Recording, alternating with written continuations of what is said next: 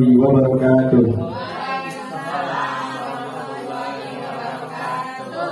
Bismillahirrahmanirrahim. Rabbi shrah li sadri wa yassir li amri wahlul 'uqdatam min lisani yafqahu qawli. Alhamdulillahirabbil alamin wa bihi nasta'inu ala umuri dunya waddin. Wassalatu wassalamu ala asrofil anbiya'i wal mursalin wa ala alihi wa sahbihi ajma'in. Amma ba'du.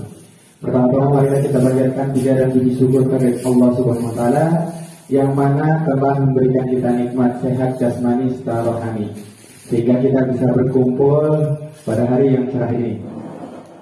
Pada kesempatan hari ini saya berkaitan dengan tugas modul 1.4 yaitu tentang budaya positif, dan sesuai dengan temanya yaitu penyebaran pemahaman dan penerapan pengalaman budaya positif di sekolah.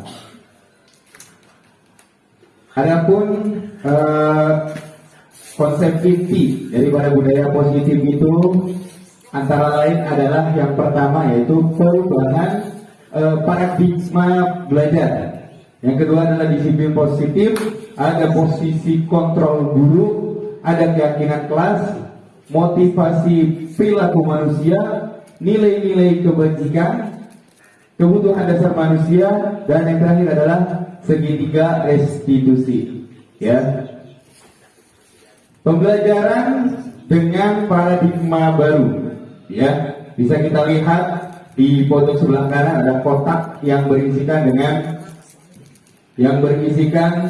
dengan profil pelajar Pancasila. Ya, untuk Bapak Ibu yang kemarin ikut diskusi dengan saya tentang visi misi guru, visi sekolah, itu sudah beberapa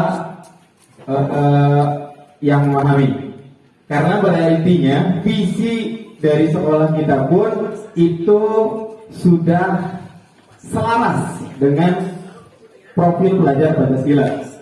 Ya, jadi pembelajaran dengan paradigma baru, apa sih paradigma baru? Pembelajaran dengan paradigma baru merupakan pembelajaran yang dirancang berdasarkan prinsip pembelajaran berdiferensiasi, sehingga peserta didik belajar sesuai kebutuhannya berdasarkan tahap perkembangan sesuai teori psikologi modern untuk mewujudkan profil pelajar Pancasila. Nah, menyambung daripada paradigma pembelajaran baru yaitu mengubah paradigma stimulus respon ke pendekatan teori kontrol. Di antaranya stimulus, apabila kita lihat daripada stimulus respon, di sana adalah realitas atau kebutuhan kita sama, tetapi di tahap pada teori kontrolnya itu berbeda, yaitu realitas kebutuhan kita berbeda. Semua orang melihat hal yang sama, tetapi bila dilihat dari teori kontrol, setiap orang memiliki gambaran yang berbeda. Lanjut, kita mencoba mengubah orang agar berpandangan sama dengan kita. Terus teori kontrolnya, kita harus berusaha memahami pandangan orang lain tentang dunia. Selanjutnya, perilaku buruk dilihat sebagai sesuatu kesalahan. Semua perilaku memiliki tujuan. Orang lain bisa mengontrol saya. Terus hanya ada yang bisa mengontrol diri Anda. Saya bisa mengontrol orang lain. Anda tidak bisa mengontrol orang lain. Pemaksaan ada pada saat bujukan gagal, tetapi kolaborasi dan konsensus menciptakan pilihan-pilihan baru. Model berpikir menang atau kalah. Nah, maksud daripada stimulus respon dan teori kontrol itu adalah, misalkan kita ambil contoh ketika kita membuat peraturan di sekolah. Sebelum saya memahami sebelum saya mengikuti pendidikan PDP ini, saya membuat peraturan dan anak itu harus patuh terhadap kita. Tetapi setelah saya memahami kajian ini, teori kontrol, jadi bagaimana caranya supaya kita itu bisa mengontrol diri kita dan juga mengontrol orang lain. Dalam artian apa? Ketika kita lihat dari stimulus respon itu bisa kita lakukan dengan menggunakan teori kontrol. Kenapa kok teori kontrol? Karena kita tidak hanya mengikuti daripada keinginan kita sendiri sebagai guru. Misalkan saya membuat peraturan sesuatu, ketika anak melakukan kesalahan, anak itu harus mengikuti sesuai dengan peraturan yang saya buat. Tetapi ketika mempelajari teori kontrol ini, kita itu bisa menyesuaikan. Dalam artian apa? Kita melibatkan murid dalam peraturan tersebut. Selanjutnya yaitu disiplin positif. Disiplin berasal dari kata disiplina yang artinya belajar.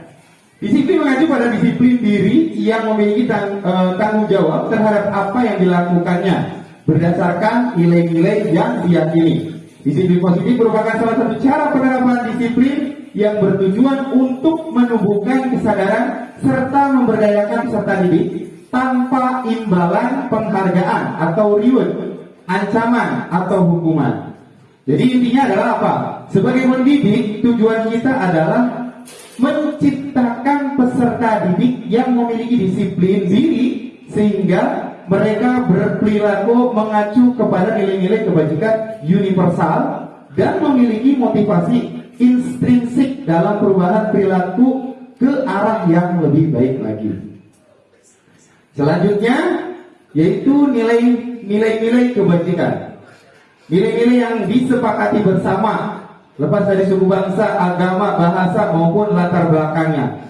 Nah, kita bisa lihat dari contoh nilai kebajikan institusi atau organisasi. Misalkan bisa kita lihat dari tahap profil pelajar Pancasila, yaitu beriman dan bertakwa kepada Tuhan Yang Maha Esa dan berakhlak mulia, berkebinekaan global, gotong royong, mandiri dan kreatif serta bernalar kritis. Apabila kita lihat dari IDO Primary Years Program, ya, atau disingkat jadi PYP, itu bisa kita lihat dari toleransi, rasa hormat, integritas, mandiri, menghargai, antusias, empati, keinginan tahuan, kreativitas, kerjasama, percaya diri dan komitmen. Serta selanjutnya keterampilan hidup atau life skill. Dapat dipercaya, lurus hati, pendengar yang aktif, tidak merendahkan orang lain, dan memberikan yang terbaik terhadap diri. Lanjut, yaitu kebutuhan dasar manusia. Apa sih kebutuhan dasar manusia? Yaitu segala sesuatu yang kita lakukan untuk mendapatkan apa yang kita inginkan. Seluruh tindakan yang kita lakukan memiliki tujuan tertentu, dan semua usaha terlarik yang kita lakukan adalah dalam rangka agar kebutuhan dasar kita terpenuhi dengan baik. Ya, itu adalah kebutuhan dasar manusia. Nah, di sini ada beberapa kebutuhan dasar manusia, 5 kebutuhan dasar manusia. Misal, yang pertama berkaitan dengan bertahan hidup. Jadi kebutuhan dasar manusia itu bisa dilihat dari 5 poin. Yang pertama bertahan hidup, kasih sayang dan rasa diterima. Yang ketiga penguasaan, kebebasan dan kesenangan. Bila kita lihat dari poin-poinnya dari bertahan hidup adalah misalkan makanan, pakaian, tempat tinggal, keamanan dan kesehatan. Apabila kita lihat dari segi kasih sayang dan rasa diterima, itu ada rasa diterima, dipedulikan, berbagi, kerjasama, menjadi bagian dalam kelompok. Apabila kita lihat dari penguasaan, yaitu ada harga diri, keinginan untuk dianggap, untuk dihargai, ya, memimpin, berprestasi, diakui dan didengar. Selanjutnya yaitu kaitannya dengan kebebasan, mandiri, memiliki pilihan, mencoba hal baru, mampu mengendalikan arah dirinya. Selanjutnya yaitu kesenangan, bermain, humor, antusiasme, tertawa. Ya, ini yang sedang saya pelajari juga dan saya coba terapkan dalam pembelajaran PJOK. Jadi memang tidak bisa kita langsung lakukan sesuai dengan tahap-tahap ini. Karena apa? Karena setiap anak itu punya karakter yang berbeda. sehingga saya menyesuaikan dengan kebutuhan siswa tersebut. Ya. Selanjutnya yaitu motivasi perilaku manusia. Di sini ada motivasi eksternal dan juga internal. Ya, motivasi eksternal itu seperti apa? Yaitu mempunyai perasaan untuk menghindari ketidaknyamanan atau hukuman. Ya. Kalau selanjutnya ada yang kedua, untuk mendapatkan imbalan atau penghargaan dari orang lain. Ini motivasi dari eksternal. Sedangkan motivasi internal itu seperti apa? Untuk menjadi orang yang mereka inginkan dengan dan menghargai diri sendiri dengan nilai-nilai yang mereka percaya. Kadang motivasi motivasi yang di eksternal ini, ini kan ada dua nih. Ini tidak didasari dengan hati atau ketulusan dari si anak tersebut. Karena apa? Dia masih mempunyai ketakutan. Misalkan di sini kan ada menghindari ketidaknyamanan atau hukuman. Jadi dia disiplin atau rajinnya itu bukan karena keinginannya sendiri gitu pada saat belajar ya. Terus ada lagi yang mengharapkan imbalan atau reward. Kalau kita lihat dari motivasi internal, inilah yang sesungguhnya kita butuhkan sebagai seorang guru. Penerapan ini untuk menjadi orang yang mereka inginkan dan menghargai diri sendiri dengan nilai-nilai yang mereka percaya. Selanjutnya, apabila di sini ada yang dinamakan dengan hukuman, konsekuensi, restitusi ya. Kalau misalkan kita pernah ya, kalau saya juga pernah, tapi kebanyakan hukuman ya, masuk ke kategori hukuman. Jadi tidak terencana atau tiba-tiba, murid tidak tahu apa yang terjadi atau tidak dilibatkan. Ini bersifat satu arah, berupa hukuman fisik ataupun psikis. Kadang kita membuat kesepakatan kelas, atau peraturan di kelas. Kadang kita itu menyesuaikan dengan keinginan kita sendiri sebagai guru, tanpa melibatkan peran peserta didik. Tetapi lambat laun, tapi saya sudah percayalah Bapak Ibu guru di sini sudah melibatkan peserta didiknya ya dalam membuat peraturan atau keyakinan kelas. Apabila kita lihat dari segi konsekuensi, yaitu terencana, disepakati sesuai peraturan, murid tetap tidak nyaman dibuat, terus sikap guru memonitor murid selalu ya. Terus apabila restitusi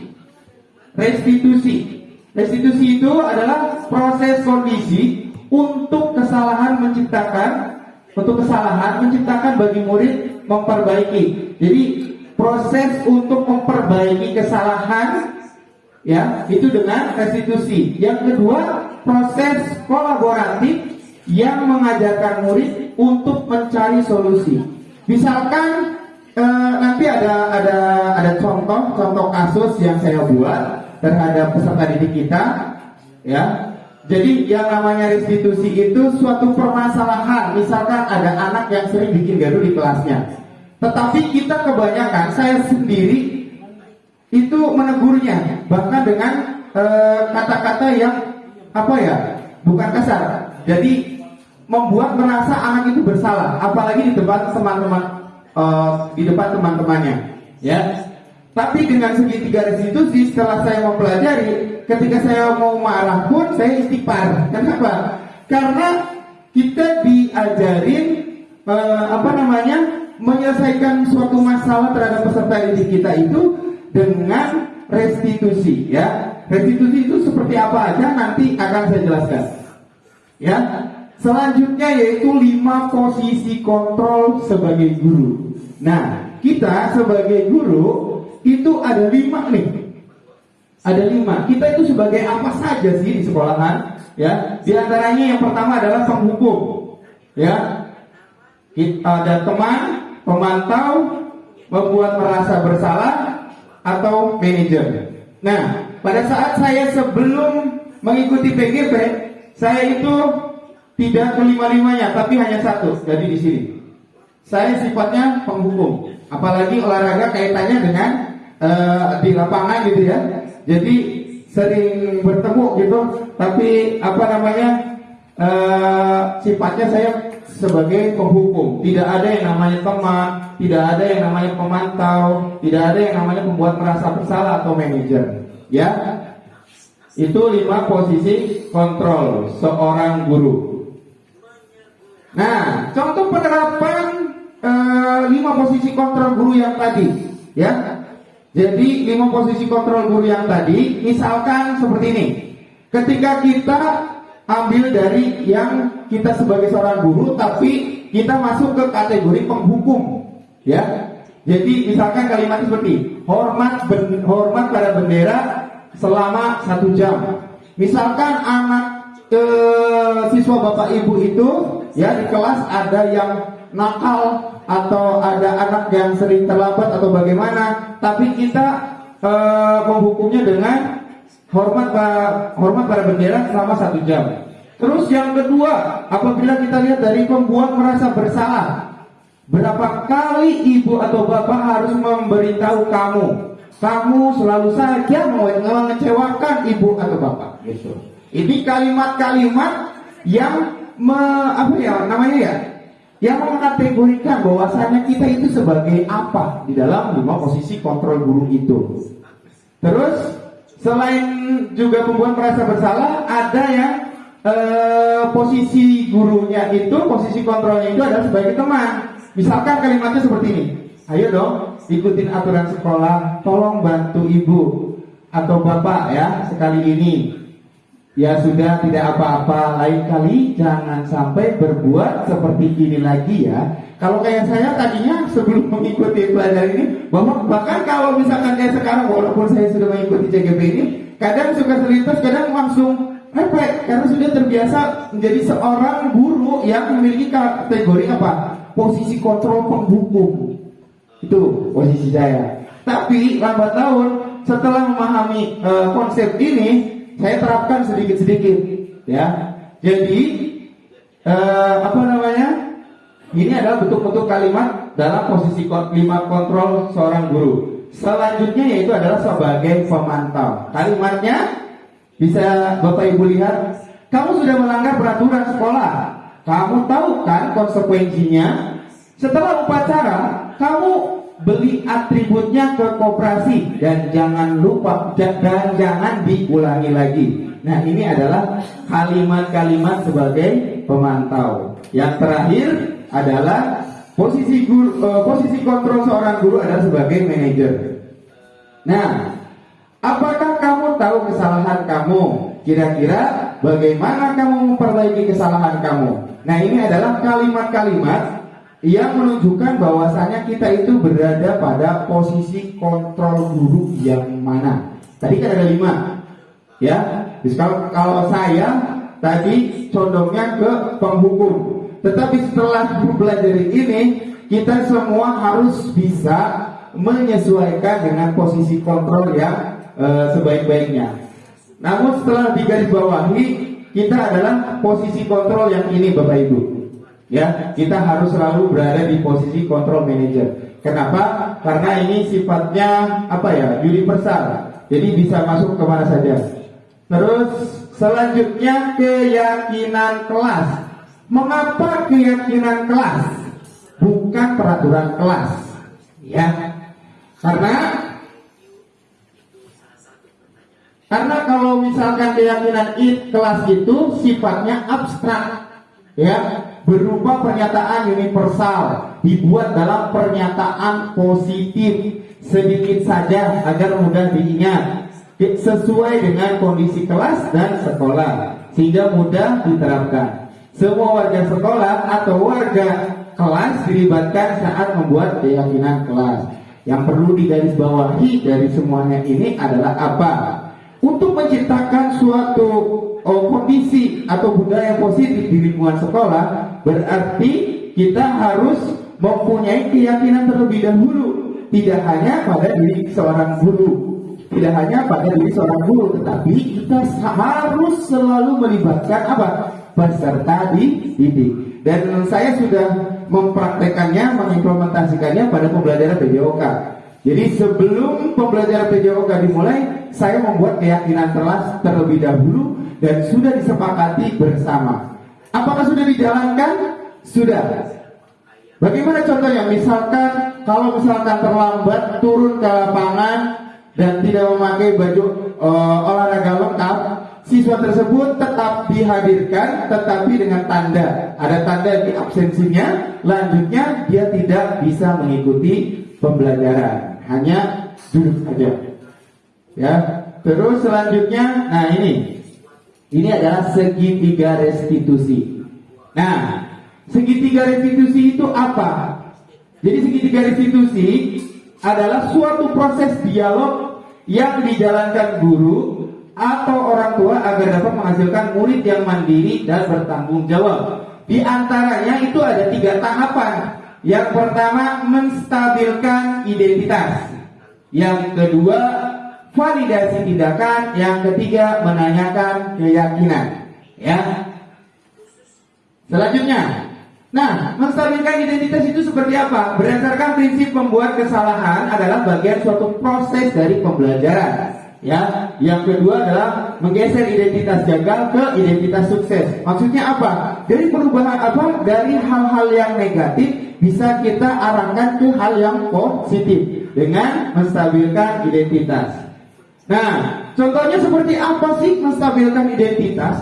Di sini berdasarkan prinsip setiap perilaku berupaya memenuhi suatu kebutuhan tertentu. Bila kita lihat kalimat-kalimatnya, ini di sini ada, saya sudah siapkan. Kamu pasti punya alasan mengapa kamu melakukan hal itu. Misalkan ini terhadap pembicaraan kita terhadap murid yang mempunyai permasalahan. Yang kedua, padahal kamu bisa melakukan yang lebih buruk dari ini ya.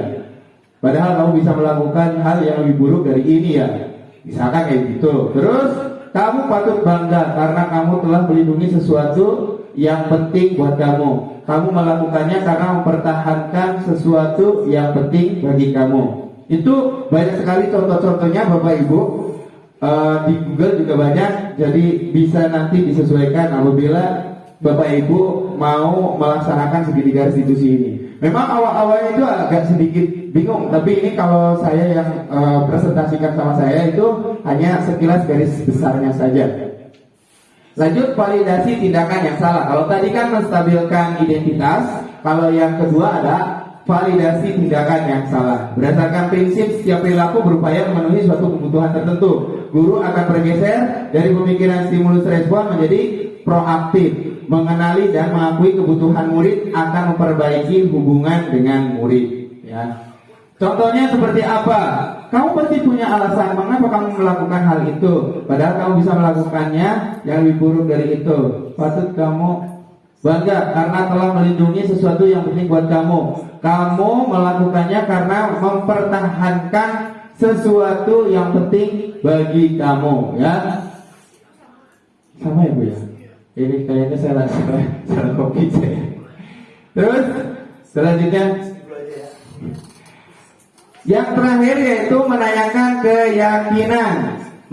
keyakinan, ya, yaitu murid akan diberi pertanyaan-pertanyaan bermakna untuk memunculkan motivasi secara intrinsik, ya, mampu mengaitkan keyakinannya dengan tindakan yang salah. Nah, ini ada kalimat menanyakan keyakinan. Ya, berdasarkan prinsip teori kontrol bahwa pada dasarnya kita termotivasi secara intrinsik. Apa keyakinan kelas kita? Nilai-nilai apa yang telah disepakati bersama? Seperti apa gambaran sebuah kelas yang ideal menurut kamu? Kamu ingin menjadi orang yang seperti apa? Dan masih banyak lagi contoh-contoh kalimat yang diinginkan. Ini kurang kedengeran ya. Ini adalah salah satu contoh penerapan segitiga restitusi, ya. Bisa Bapak Ibu lihat, tapi gambarnya agak cukup kurang. Kedengaran nggak Bapak Ibu? Ya, kedengaran.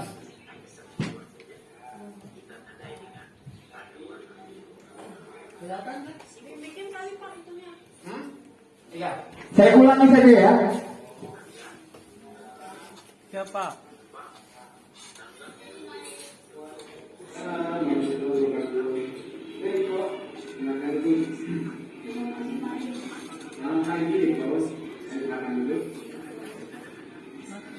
Kamu tahu apa?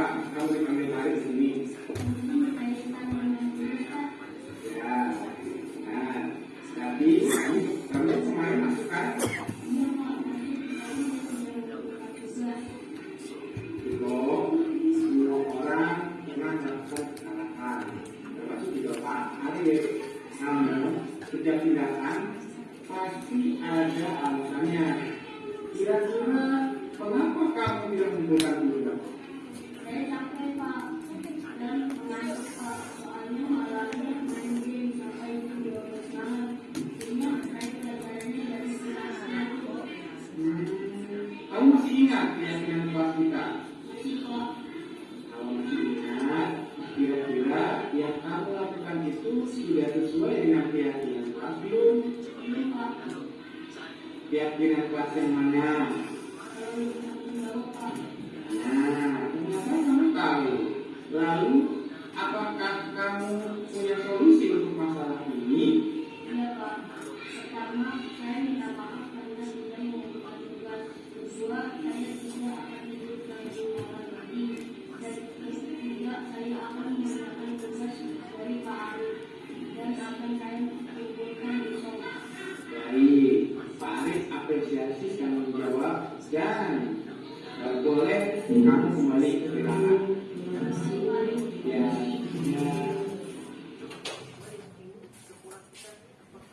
Ya, Bapak Ibu sudah cukup jelas belum videonya? Karena memang saya pembuatan videonya dadakan dan memang harus segera diupload, jadi saya seadanya saja.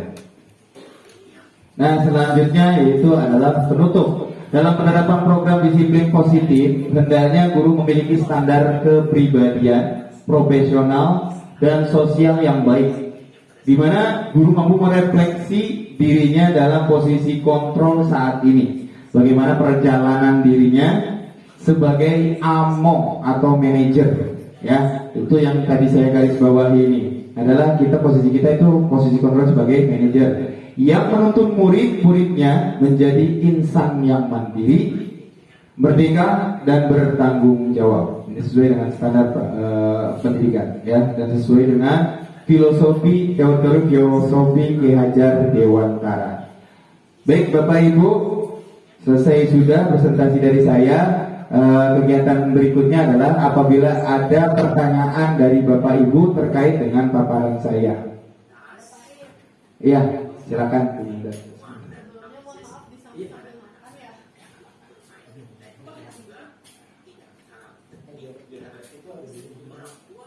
Assalamualaikum warahmatullahi wabarakatuh. Waalaikumsalam warahmatullahi wabarakatuh. Ya, terima kasih atas kesempatan yang diberikan kepada saya. Saya sangat bangga juga nih lihat Pak Arif berdiri di depan saya gitu kan, berbagi ilmu. Terima kasih.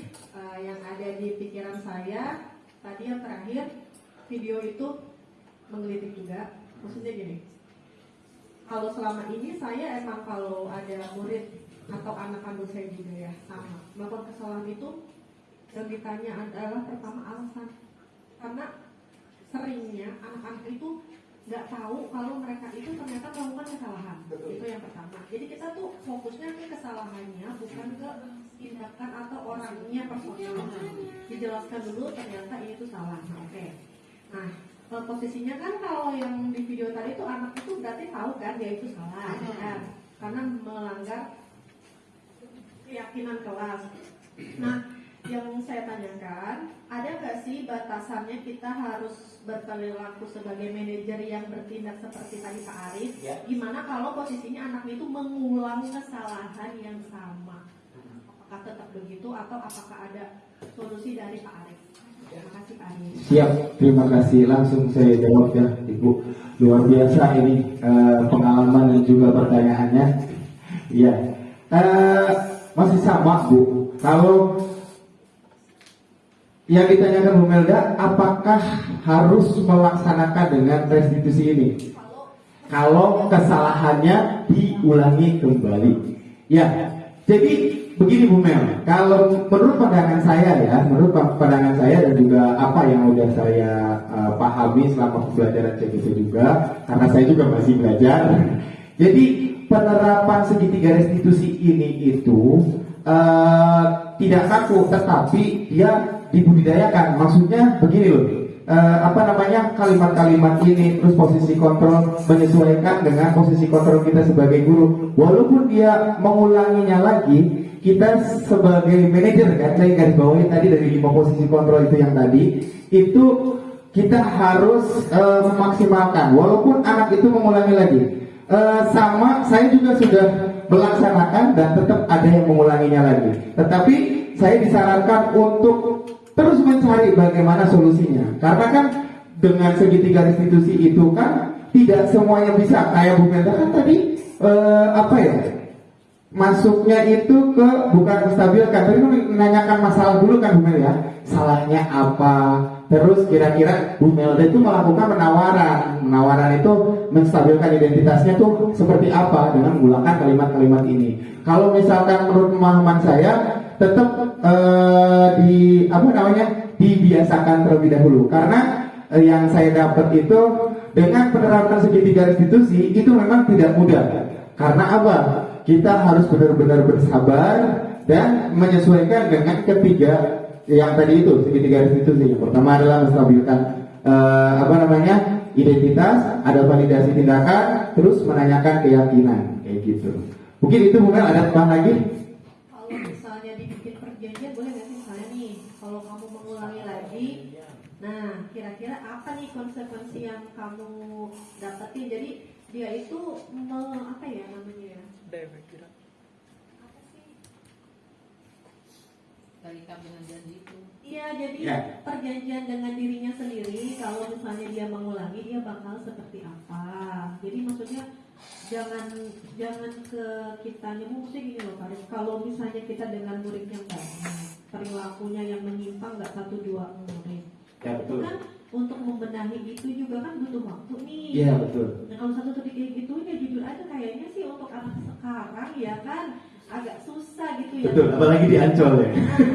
Ya kan, apalagi beda perlakuan setiap gurunya, orang dewasa yang dia temui di rumah juga, di lingkungannya juga. Ya. Ya emang itu tantangannya. Tapi kan kita emang di situ kan berusaha ya kan, maksudnya terus jangan menyerah. Cuma maksudnya kedepannya karena melihat dari secara umum karakter siswa kita seperti itu, sekali diomongin juga jarang yang udah berhenti ya kan. Gimana kalau kita ngadain gitu? Oke, misalnya dia udah sadar nih, nah kedepannya nih kalau kamu mengulangi ini, kira-kira Bapak harus gimana ke kamu ya? Gitu kali boleh nggak sih nawarin kayak gitu? Boleh Bu, boleh. Jadi begini ya, ini itu harusnya kemarin pada saat kita sebelum pembelajaran. Jadi sebelum pembelajaran kita di semester awal ini, harusnya saya sudah memaparkan, tetapi jadwalnya itu jadwalnya itu mundur. Jadi makanya saya baru melaksanakan ini. Terlebih lagi dengan tugas-tugas yang lain pun saya di belakangin. Karena lagi penerapannya kalau misalkan mau menggunakan cara saya yang tadi itu metode segitiga ini hanya sebagai cara atau opsi untuk pada saat kita menghadapi permasalahan. Ini bisa kita lakukan. Yang pertama yaitu menstabilkan identitas, validasi tindakan, dan juga menanyakan keyakinan. Jadi itu saja Bu Yeni. Oke. Ya, ada lagi Bapak Ibu? Kesimpulannya, kalau misalnya saya salah tolong dikoreksi. Jadi menurut saya kelima-limanya itu tergantung kondisi. Ya. Kadang kita jadi manajer, Ya. kadang jadi teman, jadi Ya. tergantung sih besar kecilnya masalah yang dihadapi murid itu. Betul Bu. Oke. Mantap gitu. Ya, mana ya? Kalau saya sih setujunya gini, namanya manajer. Manajer itu udah semua. Iya. Iya. Jadi- Ya, silakan Pak Dayat ngomong dulu.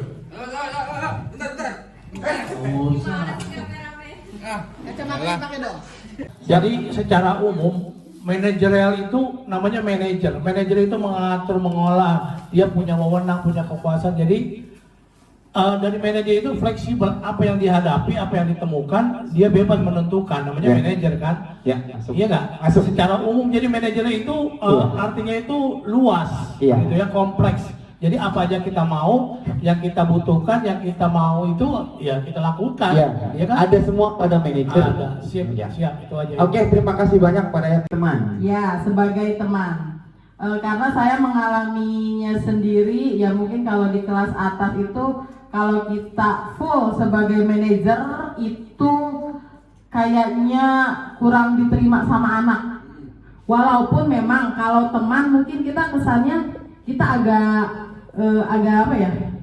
Posisi kita, kontrol kita seorang guru mungkin agak turun gitu ya. Tapi menurut saya jika memang manajer itu terlalu kaku untuk anak, kalau kita bisa pakai yang kontrolnya secara menjadi teman, why not gitu loh.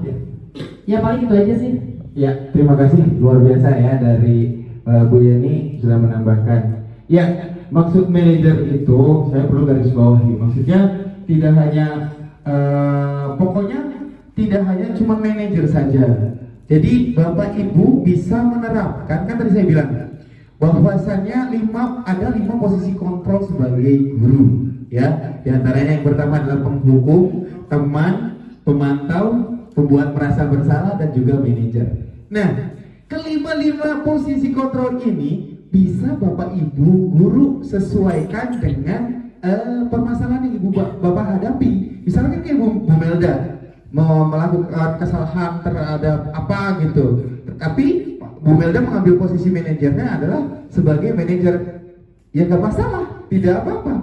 Jadi 5 posisi kontrol ini tidak takut juga, dalam artian kita tidak harus melakukannya ke 5 posisi kontrol kita sebagai guru, tidak. Jadi kita balik lagi, permasalahannya itu seperti apa, kira-kira kita mau masuk ke dalam posisi kontrol guru yang mana, dan kita coba aplikasikan. Misalkan saya punya permasalahan, tetapi posisi saya posisi kontrol yang saya ambil itu adalah sebagai teman, padahal harusnya adalah pembuat merasa bersalah. Nah, misalkan seperti itu Bu Yeni. Jadi kita tidak dihadapkan kepada 5, tidak diwajibkan. Ini apa? Karena ibulah yang memimpin, karena ibulah dan bapak yang memimpin jalannya pembelajaran. Nah, itu. Ini sangat luar biasa masukan daripada ya, karena memang apa? Yang perlu digarisbawahi juga bahwasanya apa? Kita memang harus kompleks tadi yang Pak Dayat bilang, bahwasanya posisi manajer ada dalam diri kita, ada dalam kontrol diri kita sebagai seorang guru. Karena apa? Ketika kita bisa jadi manajer, itu sudah mencakup dari yang lainnya. Tadi yang dimaksudkan Pak Dayat mungkin seperti itu ya Pak Dayat ya? Ya, jadi saya simpulkan juga bahwasannya tentang posisi kontrol guru ya, yang ini. Jadi bahwasannya manajer itu sifatnya mungkin universal, sehingga apa? Karena di sini itu kenapa saya garis bawahi? Karena kita yang memimpin jalannya pembelajaran di kelas, kita yang tahu seluk-beluknya kasus per kasus di ruang kelas kita. Ya, mungkin itu saja. Ada lagi? Barangkali cukup ya. Terima kasih kepada Bapak Ibu yang sudah meluangkan waktunya, ya. Yang sudah meluangkan waktunya untuk kegiatan tugas saya, yakni tugas aksi nyata budaya positif, ya, yaitu di modul 1.4, ya. Untuk selanjutnya saya juga mohon maaf apabila nanti Bapak Ibu akan selalu direpotkan seperti ini oleh saya. Tapi tidak lain yang saya sering sharing dengan kepala sekolah bahwasanya ini bukti daripada pengimbasan diri saya yang mengikuti PGP, pendidikan guru penggerak. Apa yang saya dapatkan itu adalah apa yang harus saya kembangkan di sekolah saya. Terutama ini juga adalah merupakan amanah yang saya dapatkan dan harus saya terapkan dan harus saya imbaskan kepada teman-teman rekan guru yang ada di SDN Ancol 01. Jadi mohon kedepannya terima kasih atas dukungannya dan luangkan waktunya untuk saya. Sekali lagi mohon maaf apabila ada perbuatan atau perkataan saya yang kurang berkenan. Wabillahi taufiq wal hidayah. Wassalamualaikum warahmatullahi wabarakatuh.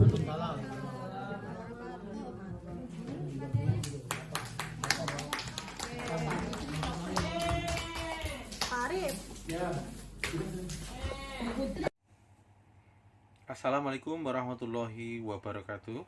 Perkenalkan, nama saya Winoto SPD, Kepala Sekolah SDN Ancol 01 Pagi, Jakarta Utara.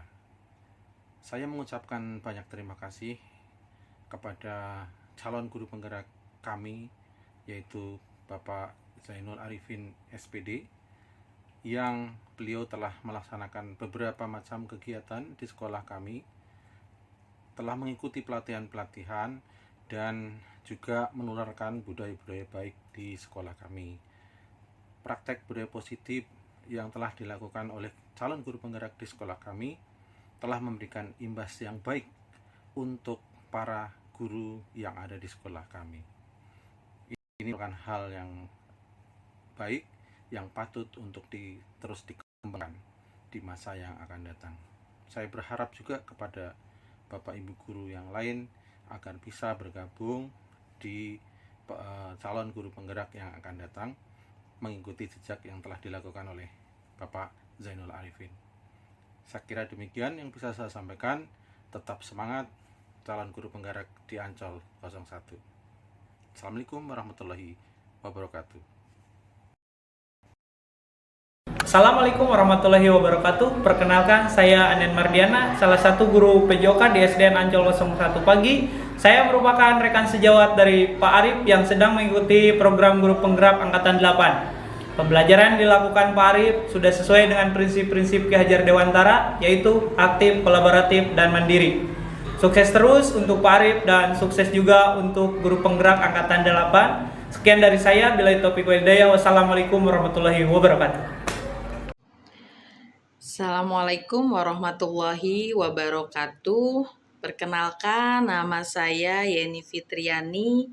Saya dari SDN Ancol 01.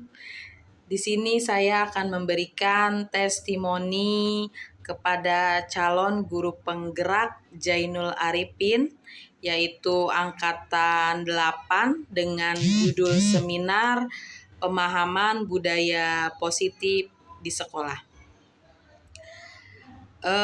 Sebelumnya saya ucapkan banyak terima kasih kepada calon guru penggerak kita, Pak Zainul Arifin, karena dengan seminar yang ia berikan kepada kita, di situ saya lebih banyak mengetahui tentang peran kita sebagai seorang guru di sekolah. Ya,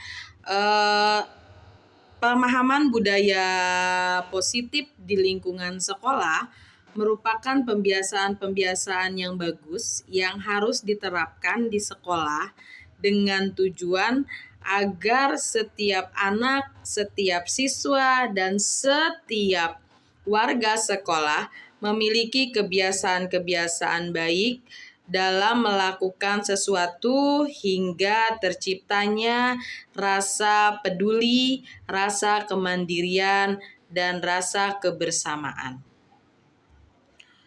Kebiasaan ini berpihak pada murid yang dapat berkembang menjadikan seseorang menjadi pribadi yang baik. Oleh sebab itu, dari seminar yang telah saya ikuti bersama calon guru penggerak Bapak Zainul Arifin, kami di sini merasa sangat terbuka, merasa sangat mendapatkan banyak manfaatnya, karena dengan adanya seminar tersebut, pembiasaan-pembiasaan baik akan tercipta, akan terlaksana di sekolah kami. Sekali lagi saya ucapkan terima kasih, sukses selalu untuk Bapak Zainul Arifin dan semuanya. Wassalamualaikum warahmatullahi wabarakatuh. Assalamualaikum warahmatullahi wabarakatuh. Perkenalkan, nama saya Lukas Afendi Sumbrian, kelas 4A di SDN Ancol 01. Saya sangat senang sekali belajar PJOK dengan Pak Arif. Apalagi hari ini materinya tentang pemanasan bola besar. Saya bisa mengetahui manfaat dari